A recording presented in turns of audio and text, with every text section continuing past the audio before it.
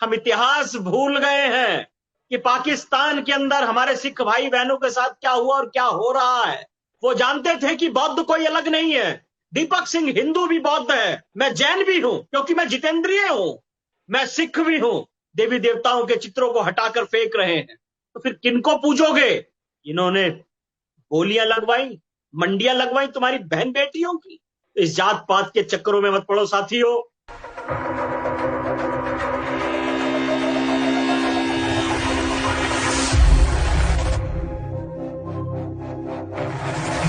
आज हमारे अपने लोग दूसरे लोगों के बहकावे में आकर हमारे ही खिलाफ खड़े हो रहे हैं। जो हमारे अपने, वो नहीं समझ रहे कि बौद्ध कोई अलग नहीं है, जैन कोई अलग नहीं है, सिख कोई अलग नहीं है, हम सब एक ही हैं। हम इतिहास भूल गए हैं कि बामियान के अंदर, अफगानिस्तान के अंदर क्या हुआ। हम इतिहास भूल गए हैं कि पाकिस्तान के अंदर हमारे सिख भाई बहनों के साथ क्या हुआ और क्या हो रहा है। हम इतिहास भूल गए हैं कि माउंट आबू राजस्थान का वो क्षेत्र जो हमारे जैनी भाई बंधुओं के जहां मंदिर थे, उनके साथ क्या हुआ। हम इतिहास भूल गए हैं रविदास जी का। हम इतिहास भूल गए हैं उन अपने भाइयों का जिन्हें लोग दलित कहते हैं, कैसे उनको कुचला गया। हम भूल गए उन सारी चीजों को कि गुरु तेग बहादुर ने बलिदान क्यों किया, किन परिस्थितियों में किया। हम भूल गए हैं 4 साहिबजादों का बलिदान। हम भूल गए हैं बंदा वीर वैरागी का बलिदान, उसके बच्चे का बलिदान। हमको याद आ रहा है मीम और भीम की कहानी। यदि हम बात करते हैं बाबा साहब भीमराव अंबेडकर की भी, तो कभी उनके विचारों को आप पढ़िए कि उन्होंने उस विचारधारा के खिलाफ क्या कहा था, क्या लिखा। यदि उस विचारधारा से उनको इतना ही प्यार होता तो वो वहीं ना चले गए होते। वो जानते थे कि बौद्ध कोई अलग नहीं है। दीपक सिंह हिंदू भी बौद्ध है, जो बुद्धि का विकास चाहता है वो बौद्ध है। मैं जैन भी हूं क्योंकि मैं जितेंद्रिय हूं, मैं सिख भी हूं क्योंकि मैं शुद्ध हूं, मैं खालिश हूं, मैं इसलिए खालसा हूं।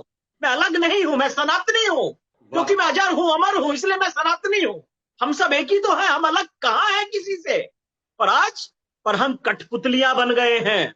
मेरे कुछ साथी यदि देख रहे हो मेरी इस लाइव वीडियोस को, जो अपने घरों से देवी देवताओं के चित्रों को हटाकर फेंक रहे हैं, कभी अपना नाम, अपने बाप दादाओं का नाम, अपने पूर्वजों का नाम स्मरण कीजिए और उन्होंने किस सनातन संस्कृति को फॉलो करा। और जब तक आप पैदा हुए, आपके माता पिताजी ने किस सनातन संस्कृति को फॉलो करा, आप उस पर थूक रहे हैं। आप शपथ ले रहे हैं कि हमारे पूर्वज ये नहीं, हम इनको नहीं पूजेंगे, उनको पूजेंगे। तो फिर किनको पूजोगे? जरा बता दीजिए आप किनको पूजने वाले हैं। उनको पूजोगे? इन्होंने गोलियां लगवाई, मंडियां लगवाई तुम्हारी बहन बेटियों की, अपने ही लोगों की विस्टा उठवाई, सर पर बेड रखवाकर जानवरों से ज्यादा गंदा सलूक किया उनके साथ।